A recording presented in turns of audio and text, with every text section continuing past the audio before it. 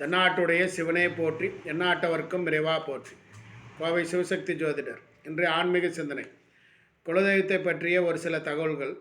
குலதெய்வ கோயிலில் விளக்க தோணுங்க. அப்படி குலதெய்வம் கோயிலில் பௌர்ணமி நாட்களில் விளக்கேற்றி போட்டிங்கனாவே உங்களுடைய முன்ஜென்ம பாவ கர்மாக்களை விலைக்கு போடுங்க. குலதெய்வம் கோயிலில் விளக்கேற்றி வச்சிங்கனாவே உங்களுடைய கஷ்டங்கள் தீருங்க. குலதெய்வத்துக்கு தான் முதலில் முடி காணிக்க கொடுக்கணுங்க, காதும் குத்தணுங்க. நம் முன்னோர்களை காப்பாற்றிய தெய்வம் நம்மை பற்றி நம்ம முன்னோர்கள் வாழ்ந்த சந்ததிகள் தான் குலதெய்வங்க. அவங்கள நம்ம வழிபாடு வச்சுட்டுனாவே நம்ம குலத்தை காக்கிற அம்சங்கள்ன்றது நமக்கு ஏற்கடுக்குங்க. 1000 தெய்வங்கள் இருந்தாலுமே குலதெய்வம் வழிபட்டாதாங்க மற்ற தெய்வங்களும் வீட்டுக்குள்ளே வருங்க. அந்த மாதிரி குலதெய்வத்துக்கு வருஷத்துக்கு ஒருக்காவது போயிட்டு குடும்பத்தோடு போயிட்டு அங்கே குழுவார பணிகள் செஞ்சுக்கோணுங்க. கூட்டி பெருக்கி சுத்தம் பண்ணி போட்டு அங்கே புல் பூண்டு செடிகளை அகற்றணுங்க. அப்புறம் நான் பசுநாளம் தெளித்து போட்டு அப்புறம் கோலம் போட்டு ஒரு பொங்கல் வச்சு வழிபாடு வச்சு போட்டு வாங்க. அதுவே உங்கள் வாழ்க்கையில் பெரும் முன்னேற்றத்தை ஏற்படுத்தி கொடுக்குங்க. செய்து பாருங்கள்.